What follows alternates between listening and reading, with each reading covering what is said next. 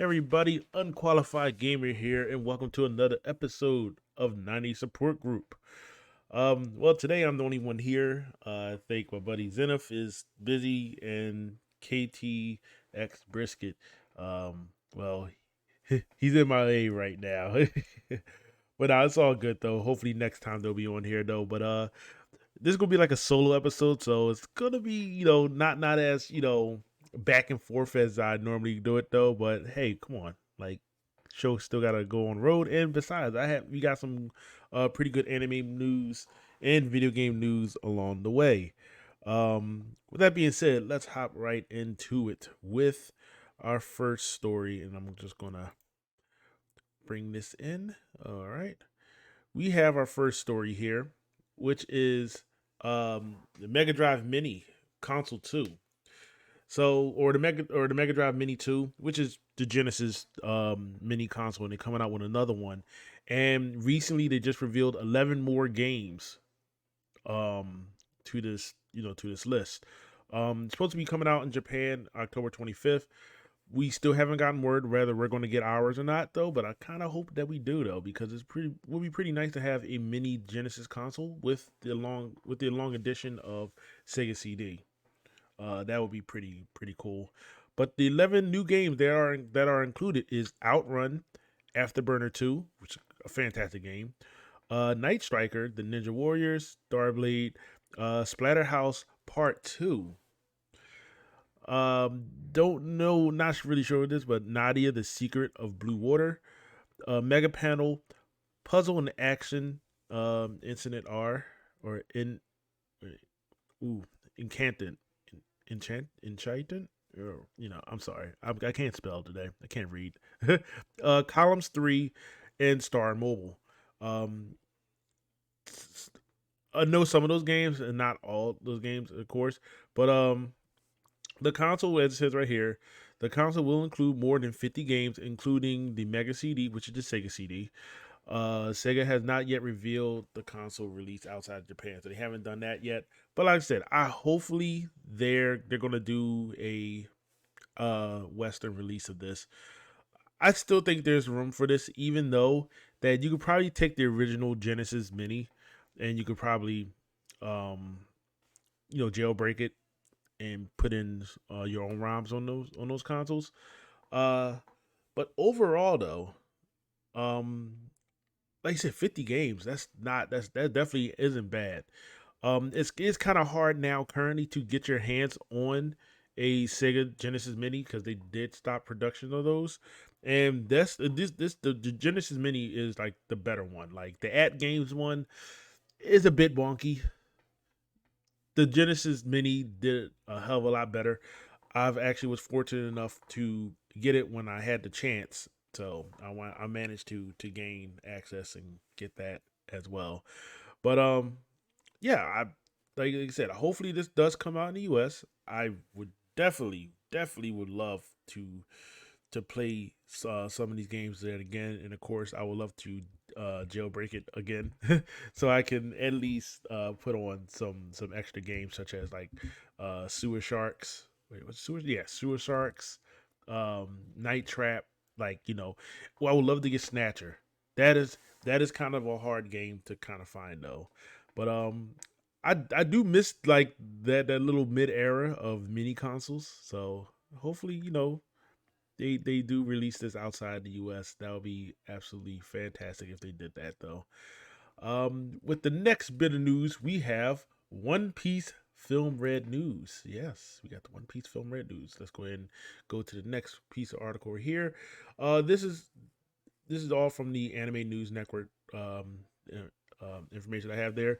But this past Thursday, Crunchyroll has announced the One Piece Film Red a movie will be in theaters in the U.S., Canada, Australia, and New Zealand this coming up fall. The screening will be available in both Japanese audio with English subtitles and English dub. Um, there's going to be more info coming out in the next actually few in the next by the next week by Anime Expo July 2nd. So look out for that. We might get a release date on when we will see it um, in the U.S. One Piece Film Red. I am absolutely excited for this movie. I like I said, I, I kind of do wish that these films can be released universally, like worldwide, because I feel that some of these these animes, such as Dragon Ball Super and even One Piece, are big enough animes to where the whole world like watches it, and we're like ready to see it. So seeing this, like, I would love to see like One Piece Film Red be released the same time in Japan, even if the English dub isn't ready. Just give us the Japanese audio with the English subtitles. Like, I'm definitely buying my tickets as soon as they say this is the day, and I'm kind of hoping, crossing fingers, that when they say fall, I'm hoping it's like either early October or late September. You know, I don't want this to happen when I go on my vacation, because I'm going on my vacation sometime in October, and I kind of want to go before that or either after that, but not kind of like during, you know. But I am excited to see this movie. The addition of seeing Shank's daughter supposedly in this movie, and even I saw the trailer with Luffy recognizing that that's Shank's daughter. Like, oh yeah, that's his daughter. Yeah, we hung out. No, they kind of, it's like I said, I'm excited. I love when they come out with the movies. Even if they're not canon, I just like going to the theaters and like actually seeing, witnessing other One Piece fans or just anime fans in general come together, and watch a movie. Like, every time there is something like that, like, that's why I can't wait for the Dragon Ball Super movie to come out in the U.S. I did get a chance to watch the movie, and I'm not going to talk about it until the movie is officially released in the U.S. So that's going to be in a later episode, especially when the film is released in the U.S. I think in August. I think it's going to be released in the U.S. in August. Like I said, my take on this is, I think Dragon Ball Z, One Piece, like, even like, they did like a Boruto movie. I think those animes are big enough to where I feel that they can be released at the same time, just with the English subtitles, and then later on you can just add those dubs either through a DVD, or you do a re-release later on when the dub is ready. That's just my take on it. What do you guys think? But I know, like I said, I kind of want to see it, like, starting at the same time, because that just leaves up with spoilers, man. Like, yeah, I did. Like, even though, yeah, I did see the Dragon Ball Super movie though, but it's like it's kind of hard not spoiling the movie if you're trying to look up to see like trailers or anything like that for the movie itself. But I'll save that conversation for another time though. But One Piece Film Red is going to be it will be showing in North America, Australia, New Zealand this coming up fall. So be ready for that. Onward to our next piece of news, which is new Chainsaw Man manga. That's right. So we have Chainsaw Man Part Two, the sequel to the manga. Um, which is a fantastic manga, by the way. Read, like, if you haven't started reading Chainsaw Man, read Chainsaw Man. It is a great manga. It's on the Shonen Jump app. Go ahead. Like, if you don't have the Shonen Jump app, I would highly recommend signing up for it. It doesn't really cost that much. I think it's like $5. I think even maybe less than that. And you get access to like all the latest mangas and even like the previous mangas as well. But the Chainsaw Man Part 2 will be releasing July 13th, and it's going to be releasing the same time as the Japanese release.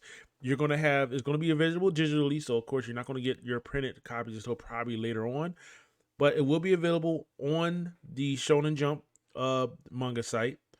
Um, it'll be in English, Spanish, Thai, French, and Portuguese, all on the same day release as Japan. And I have to thank you, Japan, for doing this. Like, don't have us wait, especially when it comes down to mangas. Don't have us wait. I am excited for this, and we only have like I said, not that long to go. I mean, July 13th. That's around the corner.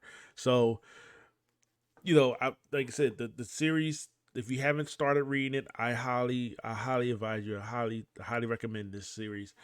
Read Chainsaw Man. Can't wait for part two. Love the way how it ended the first one, and I can't wait to continue this adventure. Uh, yeah, Chainsaw Man. And speaking of mangas in general, now since we're on this topic, I could it's been a whole week now since the previous chapter of One Piece came out, and with that last chapter, One Piece is on a hiatus after the end of this current Wano arc. Um, so if you haven't, if you and at the same time, even with the anime, I think the is anime is going on, but they're gonna take a break from the Wano arc and they're gonna do I think a couple filler episodes that's leading up to One Piece movie film Red. So it's a hiatus time for One Piece fans. Uh, you know what? We got in a break like this. The last time we had a break like this, and actually when it came out to the manga was like fuck. I want to say the time skip if I'm not mistaken. Maybe I'm not sure, but thing about it is it's it's hard. You know, it's hard to realize that damn we're not going to take your regulars like 1 week break, but we're going to be taking like an even longer break. You know, like a 4 week break or like a whole month break. If I'm not mistaken, I think the latest chapter of One Piece, or not the latest chapter of One Piece. One Piece, I don't think is not coming back until July 24th. Yep, July 24th. Um, and if you haven't read the manga, please just like cut this off, turn turn this video off, because I want to talk a little bit about the chapter as well. So this will be chapter uh 1053. So chapter 1053, we're going to be talk. I'm going to talk a little bit about it. I mean, I absolutely enjoyed it, but if you're only an anime watcher, this is the time to just kind of uh just move along, close your ears, you know, for any sort of. But if you are a manga reader for One Piece, we're going to talk about it right now. So that chapter, it's a great. I like the conclusion of this chapter overall for the Wano arc, because this is basically, you could say yes, this is the end of the Wano arc. Everything comes together with them like actually showing you the new four emperors of the sea, which is Monkey D. Luffy. And they actually put the D in his Wonders poster, which was a mistake. They wasn't, you know, they didn't really want that in, and they managed to, you know, they tried to get it back though, but nah, that's not going to happen. Uh, we're not going to have, they're not going to have that at all. But Monkey D. Luffy, Shanks is still a warlord. Still not warlord. Shanks is still an emperor, and Blackbeard, Marshall D's Teach. But the biggest surprise out there, which I could say is not too much of a huge surprise, because I kind of had a feeling that they might have done this. But Buggy the Clown is an emperor of the sea. Yes, he is. He is a Yonko, along with Shanks, Blackbeard, and a Luffy. And this man, Buggy, has to probably be one of the most the luckiest characters in anime history. Like, this man, he does nothing, and he just gets like, he just basically like gets everything for him. Everything handed to him. Uh, and it's like unintentional too. It's a lot of things that happens to him is very unintentional, but it just happens though. I would love to see how he was in that position to where they recognize him as an emperor of the sea. Maybe because they found out that he was part of Goldie Rogers' crew. Maybe, I don't know. But with the celebration though, there's a couple things in the chapter. That was like how they ended it, of course. But everybody's celebrating the fact that, you know, Luffy and the rest of the gang has taken down, uh, you know, have taken down Kaido and the Beast Pirates. Uh, it was also revealed that the Tengu in the chapter was actually Odin's father. Was that Sukiyaki? Sukiyaki Kazuki. or Kazuki Sukiyaki, uh, which is Odin's father, and Momonosuke's grandfather. He was there the whole entire time, which like I knew that Tengu had so much of a big significance though, but of course with the chapter being chock filled of like kind of like ending everything out, you know, everybody's getting their bounties, which is basically I do have to say I don't like the fact how Luffy is sharing the same bounty as Law and Eustace Kid. Um, I think respectively, I think respectively. I'm hoping I'm using the right word here. I honestly think that Luffy should definitely have the highest bounty, being for the fact that he took down Kaido. He did take down Kaido. We didn't do it all by himself, of course. You know, he did have help from his crew and from the and from the people that was fighting with him. So it's not like a one man down though. But he did do that final blow with him awakening his Fruit abilities and everything like that. Uh, but overall, this was a great chapter. Uh, it's it's a lot. Like it was a lot, and the way how they ended it, it just got like here's your four emperors, but you have the new um, you have the new admiral, um, Aramaki, who is he's he basically want to get an attaboy from Sakazuki, and I'm just like, geez, man, you got another one of these guys. Like he just but his ability looks like his plant ability. It looks like it's like sort of like a plant ability. He's able to drain energy using plants that's around him, and of course he wants to take down Luffy. But we'll see how far that will go because apparently in one of the panels, if you look at one of the panels near the end, right after the final panel, when UC Kid confronts Luffy and shows him that you're an emperor of the sea, and he wants to take his head down.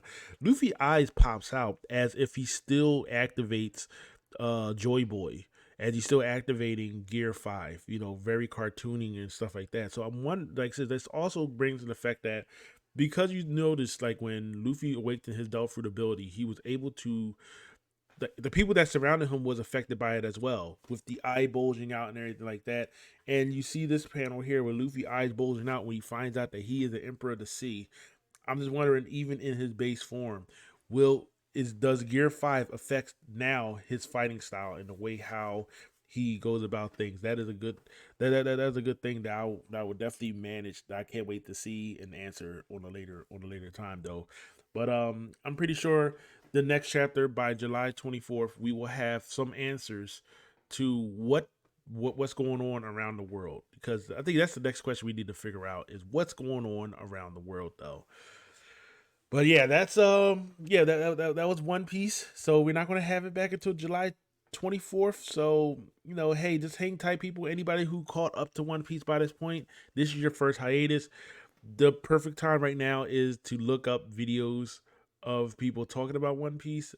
Even going, and maybe I would even say as far as go look at something else, go read something else, try to catch up on something else. I was able to catch up finally on Demon Slayer, and I managed to finish that. So that gives me time now. It's now I'm gotta catch up to Jujutsu Kaisen because I just started reading that as well, and there's a few new ones that I need to catch up on though. But yeah, just hang tight for the people. If this is your very first hiatus when it comes down to One Piece, welcome to the club. But yeah, let's move on to the next bit of news. And this is about the second season of Azaki-chan, or Let's Hang Out, or Uzaki-chan wants to hang out. Um, is they did their promo for their second season, so looks like it's gonna be uh, it looks like it's gonna be opening in the fall. Um, I it's just something that caught my interest. I mean, I kind of I did forget about this anime, to be honest. And I'm not saying it's not a bad show at all. Um, but it was something where I watched it like last year. Yeah, I think I watched it like last year, and I was like, okay, it kind of got the typical tropes and stuff like that. Entirely, it's just a slice of life, slice of life, straight man humor. Uh, but at the end of the day, I could kind of tell that they're going to wind up together. They're going to wind up, like it had some good all moments there, but it kind of runs a sort of like trope that these type of animes have. But yeah, they just announced their second season, so you'll be probably seeing this new season premiering the fall of 2022. So look out for that. More likely it's gonna be on Crunchyroll, so you'll see about that. Next on the news is we got the list of the summer anime lineup for 2022. Even though it does say right here the film red screen specials, but we have right here a list of animes that's going to be premiering this summer, um, starting July 1st. And here at the top we have Rent a Girlfriend season 2. And I have to say I started reading Rent a Girlfriend. I like the first season. I like the first season of Rent a Girlfriend, and I liked it enough to where I was like, you know what, I want to start reading the manga, and I started reading the manga. And then as I was reading the manga, it just felt like it felt like I was fish, and it would just keep luring out bait just to keep me reading, and nothing really changes, nothing really happens. I'm very curious to see, because if you go online and look up people who read Rent a Girlfriend, a lot of them will say don't even bother because they're not, it's not a good read. It's really not. Um and I can attest to that because I didn't listen, and I just kind of just went on and read it anyway.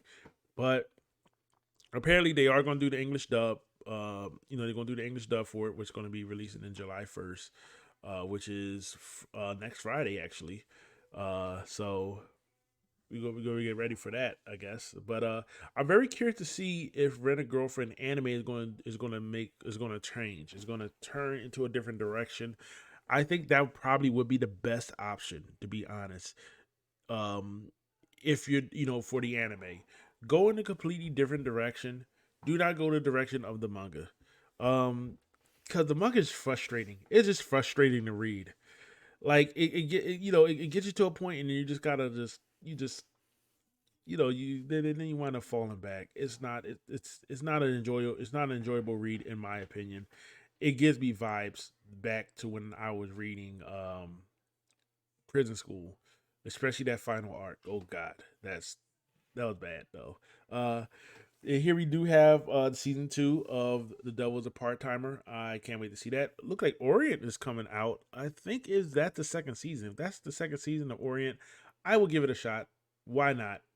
The Yakuza Guide to Babysitting. I want to see that. That seems to be quite an interesting way. But normally summers are relegated. They're not really like the go to, like normally, like if you go down to anime and like big anime that comes out, that's normally relegated to like in my opinion is relegated to either like late fall or either in the winter. That's when normally, from in my opinion, when the best animes come out. uh we do have some later on this year, you're gonna have the Dr. Stone special. So yeah, that's gonna be good. And the OVAs for My Hero Academia, that's gonna be coming out as well. But yeah, July gonna be, we have some animes here, but the only thing I'm really I'm really gonna sit here and really watch is basically The Devil's a Part Timer season 2.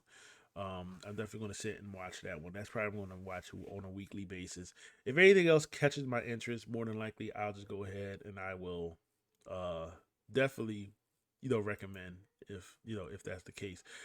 Last but not least, whew, if you're a comic book nerd,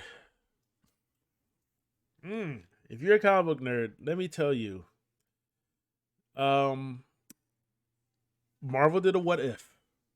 What if number 4, Miles Morales. And this is the Miles Morales where Miles became Thor. rather than Spider-Man. And the whole Asgard thing, everything about this was so tone deaf. You could tell, and like I said, I can understand the backlash. At first, at first, and I'm going to admit, at first, kind of brushed it off when I saw it. But here is a tweet that kind of that pretty much blew up, and this is supposed to be Asgard right here. The spray paint stuff like that. It's just also just like the look, the dialogue. It just guys, look, you gotta do a better job. You gotta do a better job. Don't like if you don't understand the culture, if you don't understand like what it is to be black in the media, just stay away from it. That's the best thing to do.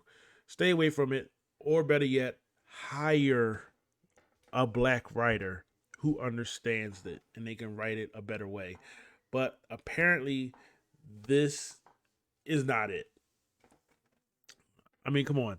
This line right here: of all the five realms, Asgard is wait, of all the five realms, Asgard is his hood. For miles, you can see he's just that good. Holy crap! Are you serious? This, whew. And then you got this right here, Hammer Time. Uh, yeah, and then you got the spray paint, the graffiti on the hammer. This is not a good look. This is not a good look at all. I'm glad people are calling this out. Of course, the people that actually written the article, or the people that actually made this issue, who made this comic, they're of course they're apologizing, but I think at this point, and to be honest, I had enough with apologies of this kind, of this type of nature. Like, you have the internet, you have information out there. Y'all just being tone deaf, and being tone deaf on purpose. And there's no excuse for this anymore. There's no excuse for this. You're not sorry. You're just sorry that you got caught. You got sorry that, and this is the reason why I say this, and I mean when I say this, that literally, do not look at other people outside your group for representation.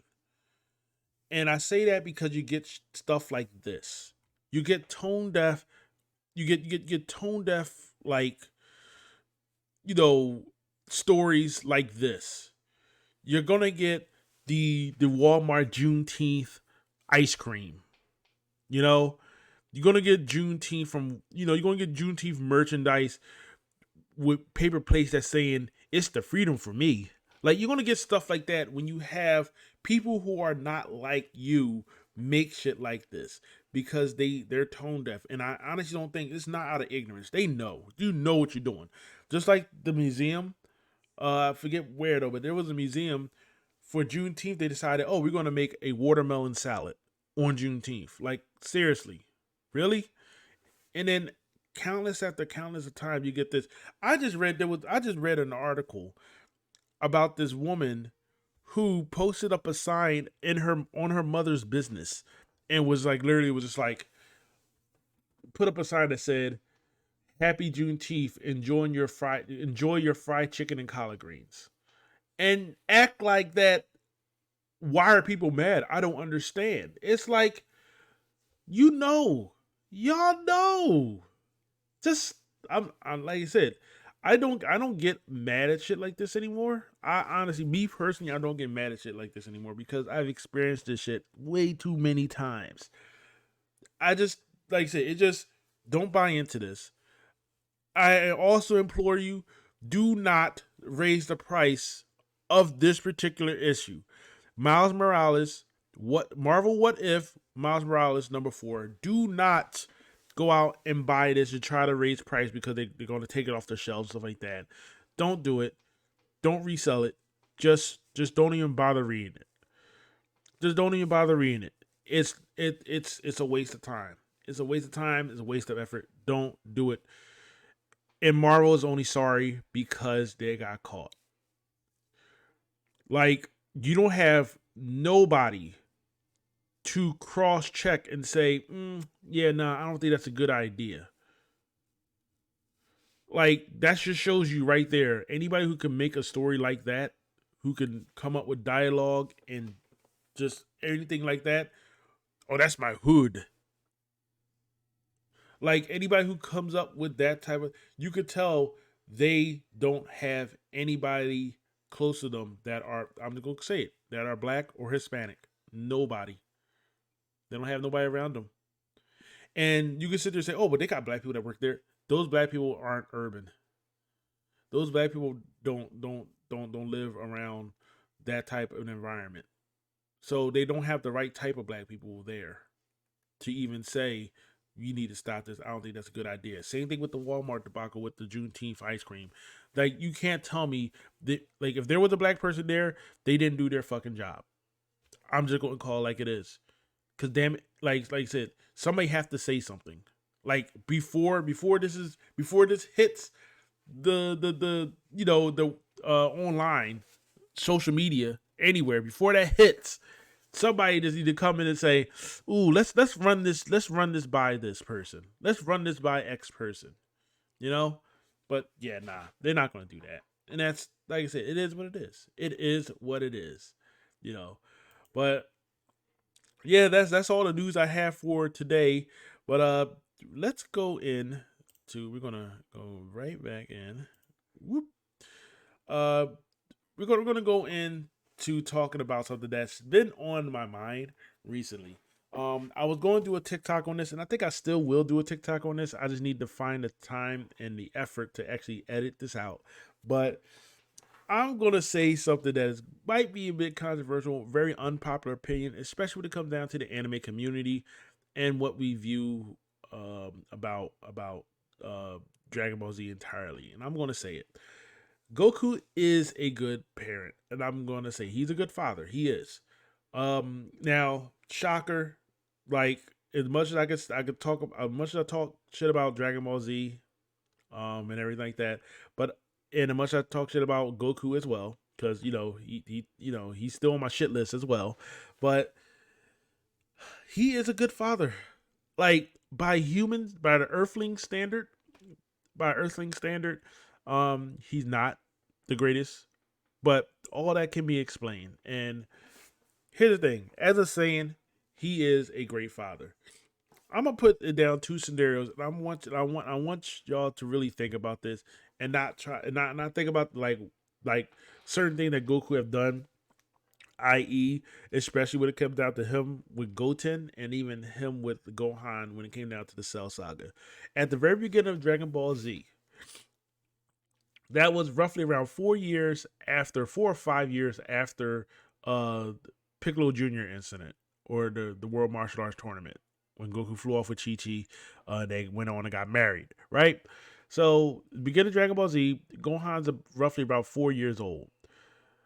If you notice and look at the body language of Gohan, Goku was there with Gohan from the time he was born all the way up to that point right there. He was there.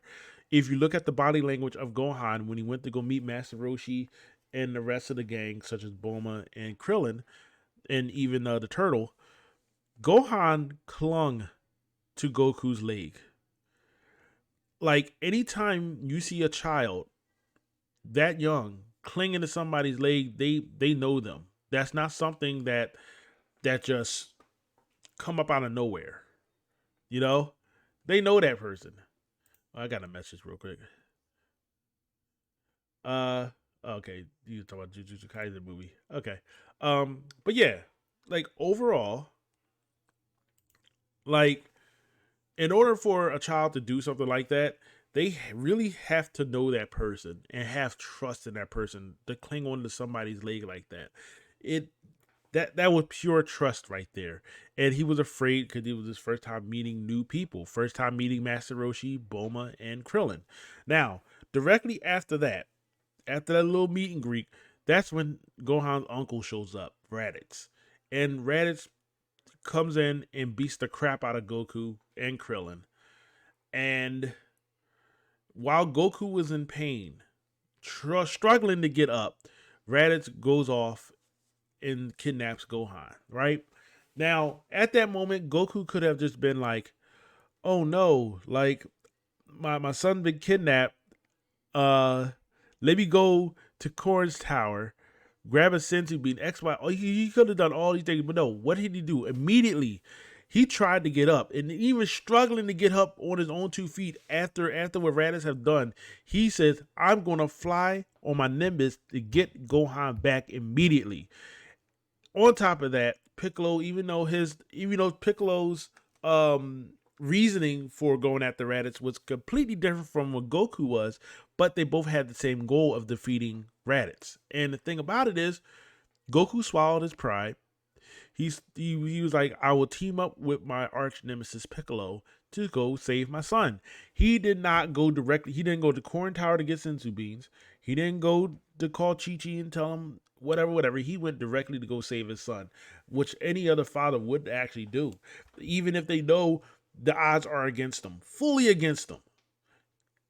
Like, Goku went to save his son.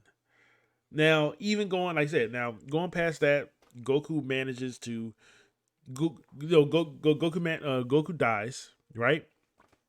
And he basically tells his friends, don't wish him back just yet because he's going to train for a whole entire year because they found out that the Saiyans are coming to Earth, right? So logically thinking, yes, okay, he didn't go directly back to get Gohan or tell Chi-Chi whatever like that. But the thing about it is, he was training for a whole year, so he could be strong enough to defeat the Saiyans, or at least to try to attempt to defeat the Saiyans. And along with that, seeing the glimpse of power that Gohan had, that both Piccolo and Goku saw during the fight with Raditz, Piccolo, it was that notion that Piccolo said, I have to train Gohan. There's no way we could have this fight. We could do this fight without him knowing who he is and how and he could fight. So, like I said, I'm not taking anything away from Piccolo. Piccolo was a fantastic teacher to Gohan, especially when it came down to fighting and breaking him out of being very shy and scared. That was absolutely needed, you know. But I asked this question when it comes down to Vegeta because people put Vegeta as being like, a better parent than Goku. And to some forms, I can agree to that. But I'm gonna break it down though. The Saiyan Saga Vegeta, when he first came to Earth, could you imagine if Vegeta at that time had a child and that child went up against Gohan? And let's just say this child may be like 2, maybe 3 years older than Gohan, right? And he goes up against Gohan at the age of 4, and Gohan perceivably to either beat him, or either on the brink, or even like beat him on the brink of death. Let's say that, right? Do you honestly think Vegeta at that time would save his son? And my answer to that is no. I don't think so. Vegeta was ruthless. Just like with the rest of the Saiyans, that was the whole point of the Saiyan saga, was showing you the difference, how different Goku is compared to a actual authentic Saiyan. Even though Goku is 100% Saiyan, it shows the difference in his environment. Vegeta, Raditz, and Nappa were ruthless. Even to their own people, they were ruthless, and people tend to forget about that because they don't emphasize this enough. And the thing about it is that I honestly think if Vegeta had a kid back then, and Vegeta's child was to go up against Goku's kid, and Goku's kid beat him, Vegeta would probably disown his kid. He'll probably be on the brink of probably killing his kid, with Goku probably jumping in to save his child and say, "What do you think you're doing? That's your own flesh and blood." Like, I definitely believe that's what Vegeta would do, without a doubt, back then. But of course, like I said, series goes on and on. So let's go into the Cell games, because that's the prominent thing that people will go back to. Oh, well, Goku gave Cell a senzu bean and all that kind of stuff like that. And yes, I do admit it is messed up.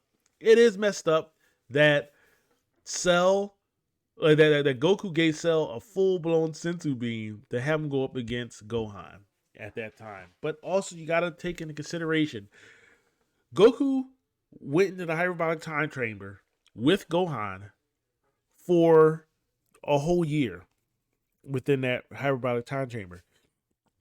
Piccolo trained Gohan and left him there for 6 months. He only actually did physical training with Gohan for 6 months. That even though he was sort of around to kind of help him out because he had to break him out of that, um, you know that you know that kid like dependent nature kind of thing. But again, Goku was with Gohan for a whole entire year in the hyperbolic time chamber, teaching him how to go Super Saiyan. Within that year time, he you could say this was not. I wouldn't say that was the most time he spent with his son because you remember, the beginning of Dragon Ball Z, he was there with Gohan from year 1 to 4. Then after that, it was kind of like spotting because it was very situational. But he knew his son, and he knew that every time there was some spark of energy when it came down to his emotions. And the whole point of Gohan being the strongest was the fact that humans have an ability to channel their emotions into power. So you took a Saiyan DNA of being a warrior, a great fighter naturally, and you take the human ability to basically fight with your emotions. You come out with a super powerhouse. That's basically what Gohan was. He was that amalgamation, right? So when Goku said, "I know I can't beat Cell. I've reached my limit at this point. I can't beat Cell. There's nothing else I can do." Goku knew that, and when Goku put Gohan forward to fight Cell, everybody looked at him like he was fucking crazy.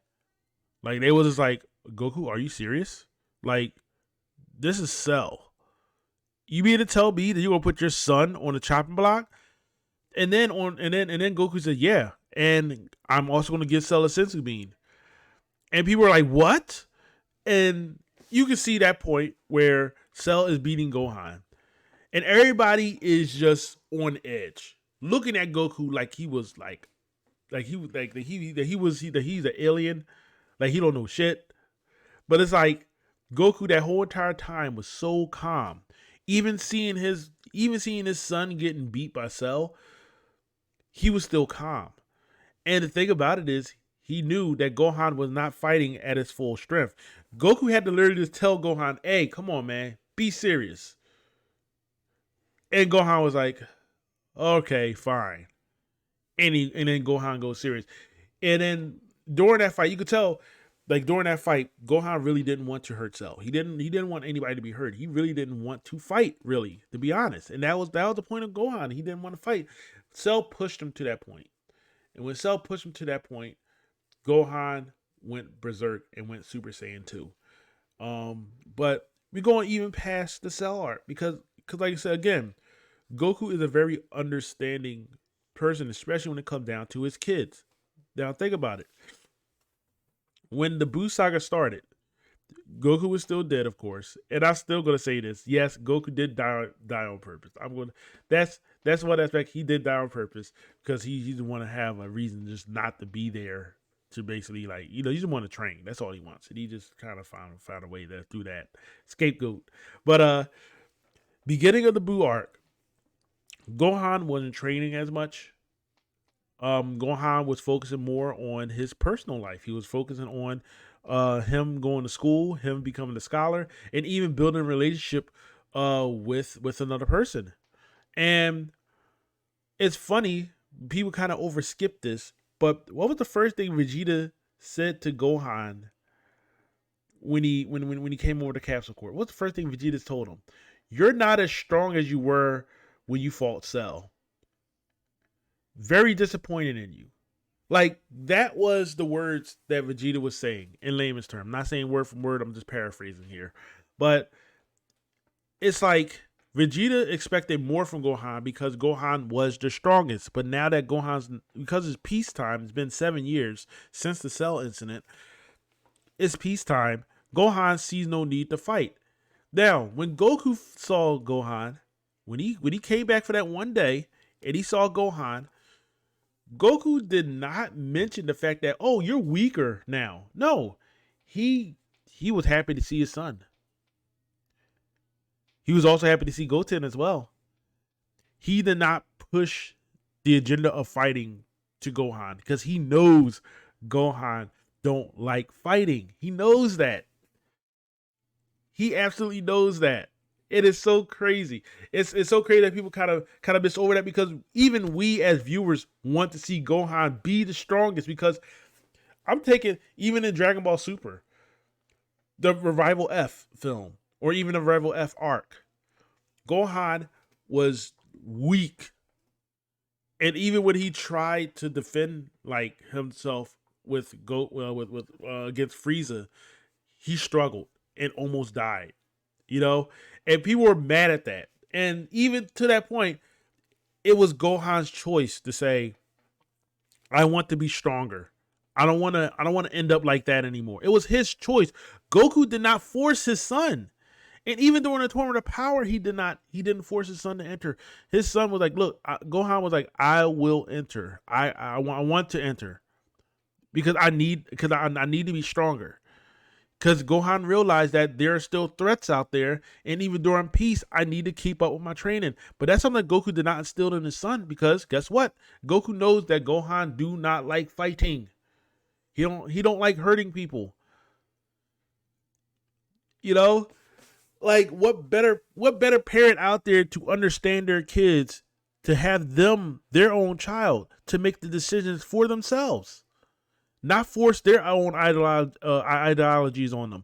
And you can't tell me that, well, that's just Goku just what the like. I'll tell you how many times I see on social media of how many people complaining about their parents forcing something onto them, and Goku really representing the fact that, hey, I'm letting my kids make their own choices. I'm just saying. Like I said, to me, that's just like I said, Goku is a good father. Those are good. Those are examples that Goku is a good father. The only thing you could say that Goku was such a bad father was, oh my God, he wasn't there when he had his son fight Cell. He gave Cell a senzu bean before him fighting before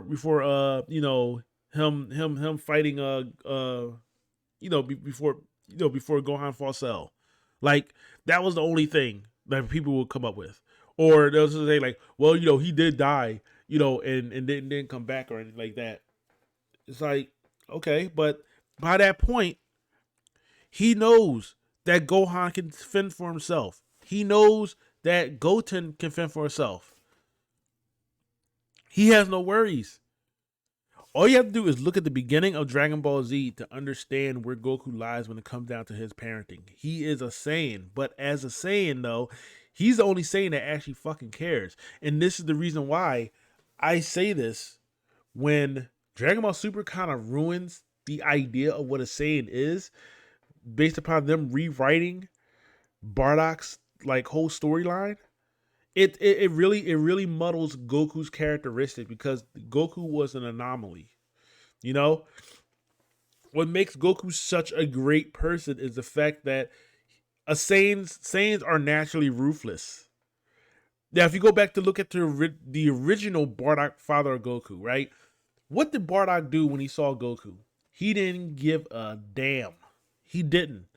He his teammate was like, "Hey, did you go by and see your son? What? You mean Raditz? No, your new son. Oh, I don't know. He didn't know Goku was even born."